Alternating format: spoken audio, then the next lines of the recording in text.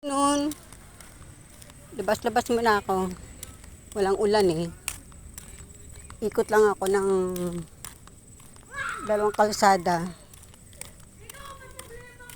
Iwan ko yung mga aso sa bahay sandali. Kasi hindi ako nakapaglakad kanina umaga. Kaya lakad-lakad ako. Yan ang clubhouse namin, no. Ikot lang ako. Kahit dalawang kalsada lang. Ma-exercise lang yung paa ko. Eto sa kabilang kalsada, yung mga second floor yan. Mga second floor.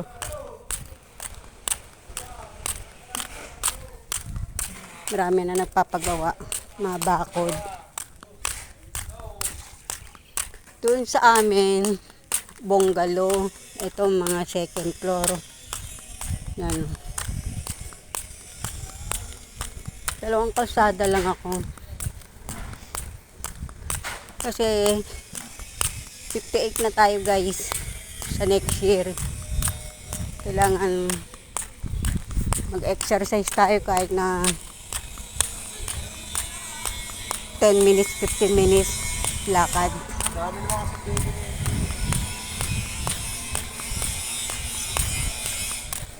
Ganyan na lang ipapagawa kong bakod guys. So, ay no.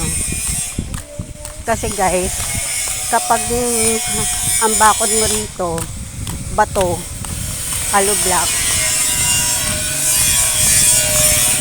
may babayaran kang ban 15,000. Ayan, ganyan. Nagbayad sila ng ban 15,000. Ito, dahil bakod niya ganyan, gano'n na lang ipapagawa namin. Itong clubhouse namin dito. Ang dami ng bahay doon.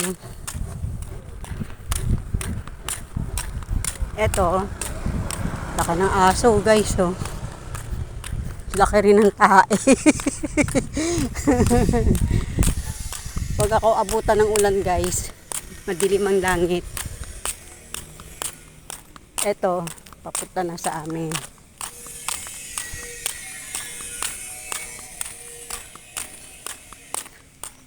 Papunta na sa amin yan.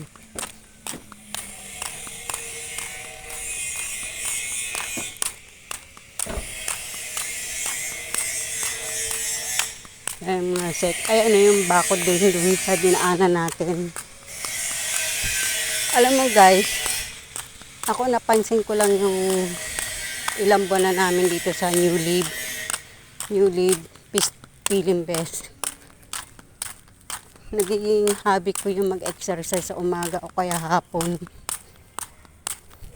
Nawawala po yung pagpupulikat ko sa gabi. Na-exercise yung paa. Doon po sa Las Piñas, gabi-gabi po pinupulikat. Kasi hindi naman ako nakakapaglakad-lakad doon.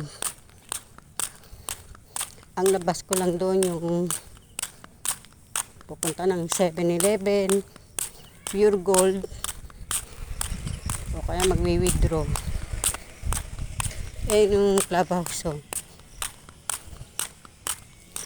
Sandaling oras lang po. Tahimik yung aspen ko doon sa pintuan. Ikot pa ako isang kalsada. Habang hindi ko sila naririnig tumatahol.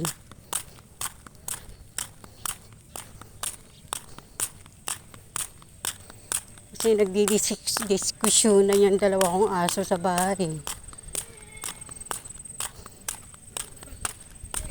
Mga estudyante.